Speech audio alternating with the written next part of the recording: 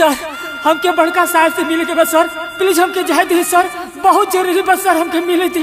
है भाग कर कहाँ जा रहे हो? सर अभी मीटिंग में है, अभी नहीं जा सकते। प्लीज सर हमरा बहुत जरूरी बस सर, काहे कि हमरा माई की तबीयत खराब बा और सर से मिले जरूरी बस सर, प्लीज सर। है लड़के कहाँ भाग कर जा रहे हो? रुको रुको, है लड़के रुको।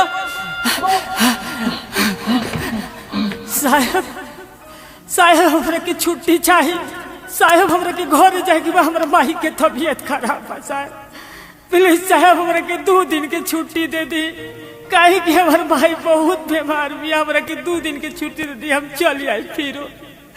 हमार भाई के हमरा सिवा केहू नहीं खे, हमरा घरे जाए जरूरी बा साहब। अच्छा ठीक है, थोड़ा शांत होको और साफ साफ बताओ क्या बात है, बोलो।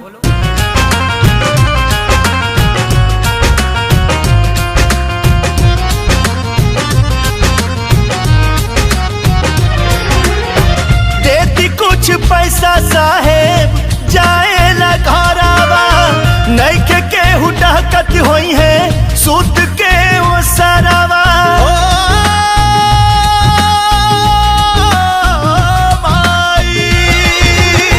देती कुछ पैसा साहेब जाएला घरावा, नइखे केहू डहकत होई है सूत के वो सरावा। अब ते चुका देव पाई पाई हो, अब ते चुका देव पाई पाई हो। घरे बीमार बिया हमर माई हो, घरे बीमार बिया हमर माई हो, घरे बीमार बिया हमर माई हो। अरे भाई घर जाने की क्या जरूरत है, मैं पैसा भिजवा दे रहा हूँ, तुम्हारे माँ का कोई इलाज करवा देगा। देख रहे हो ना यहाँ पे कितना काम सारा पड़ा हुआ है करने के लिए। साहब प्लीज साहब। बाबूजी गुजरले जब रही 5 साल के, दुखबा में बाढ़ कैलस माई पोस पाल के। माई रे माई,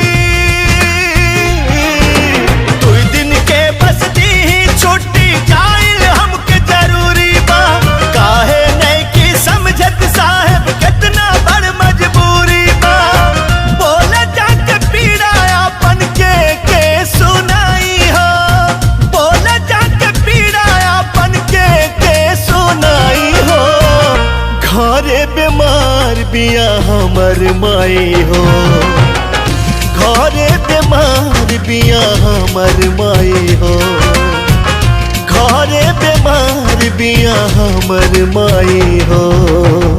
अच्छा कोई बात नहीं, टेंशन मत लो, मैं तुम्हारा कुछ व्यवस्था करवाता हूँ बेटा, हमको भी 2 दिन का टाइम दो, देखते हैं। अरे हमार मजबूरी समझिए साहब। गौआ के काका दिहले फोन पर खबरिया, दिन दिन बढ़ल जाता माई के बीमारिया।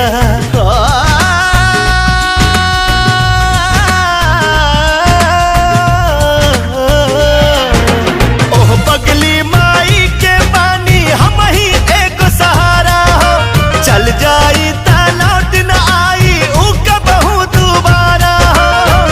सर से हमर उठ जाई उनकर परछाई हो, सर से हमर उठ जाई उनकर परछाई हो। घरे बीमार बिया हमर माई हो, घरे बीमार बिया हमर माई हो, घरे बीमार बिया हमर माई हो। अरे भाई क्यों एक ही चीज को रट लगा कर बैठे हो, जाओ जाओ काम करो।